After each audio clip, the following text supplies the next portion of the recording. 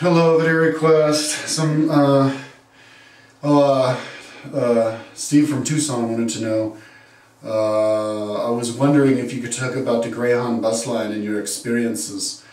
I have ridden to Greyhound buses lines before, a few times sporadically. I remember one time I rode one in a college spring break. I rode my bike from Durango to San Diego in 5.5 days, from Cortez to, which is right outside Durango, to San Diego in 5 days. But I was gonna ride there and back, but I got there, and then like the final day as I was getting there, my knee was like really hurting, and I didn't think I'd be able to make it home in time before like finals started, because my knee was just thrashed. So I took the bus back, and the guy says, "Hey," he does this like introduction, and his wife was riding along with him the whole ride. Now I don't know if she did that a lot, but he's like, "Here's my wife," and he's like, "If somebody causes a scene, I'll kick you off, man. No questions asked." I think, yeah, and the people you see riding Greyhounds are like poor.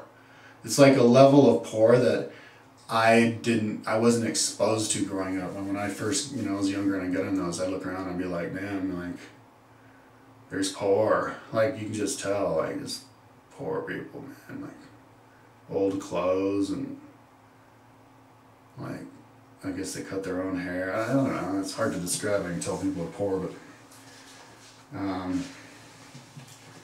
yeah, a lot of like black people. I remember when I rode. I think I rode one out to Virginia, and yeah. Anyways, great. Yeah, bus. That's interesting. You asked this question because I have a lot of experience riding buses in other countries, Nepal. I think Indonesia, because I like bike tour around, but a lot of times when I bike tour, I like all of a sudden I'll get sick of bike touring, or I don't like a certain section, so I'll just throw my bike on the bus roof or whatever inside the bus, and then I'll ride the bus, and then you bike tour again. But so I've ridden buses in like all the countries I've traveled through, so I know that how buses are different throughout the world. Buses in America aren't that luxurious.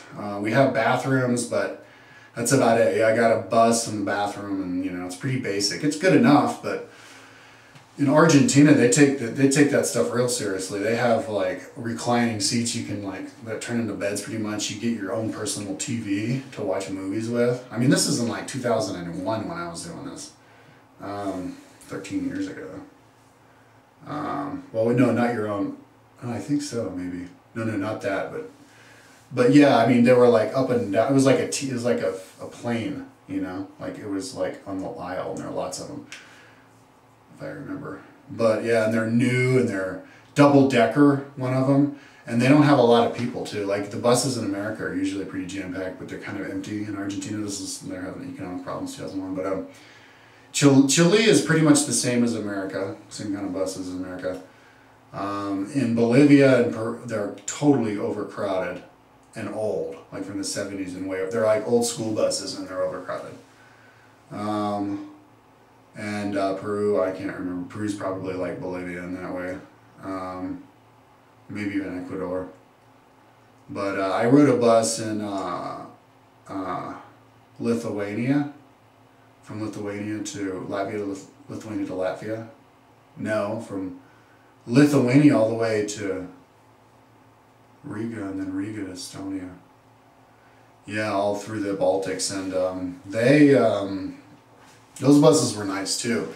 They had internet on the bus. I think you had to pay extra for it, so I didn't have it in my place, but they had internet, and and then you also had TVs that they showed you, and yeah, it was nice. And and it was like I was in they had the seats facing each other with a table in the middle. And I had the whole area to myself. Felt like it was in a limo. Yeah, and yeah, in Nepal they're really cheap and overcrowded, and they're always. Oh yeah, and in Guatemala too. They drive way too fast in Guatemala. I was scared. I was terrified. I climbed the highest mountain in Central America with a couple of buddies, and then we rode the bus from some town in the north all the way back to the Lake Atitlan, and on the sides of mountains, and the tires were actually screeching around most of the corners, on the edge of the corner of the cliff, because this guy was going like 60 miles an hour, and I was just praying that I wasn't gonna die. I mean, it was like, and I was like vowing I would never get in a bus there again. And while I was there, two of those buses crashed into each other and like 60 people died. I was there on the San Pedro, and I watched as they brought all the bodies up, and they had a big procession.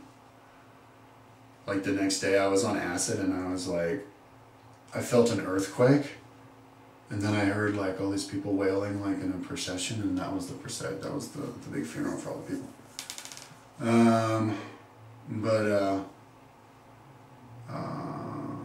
What else? Where else?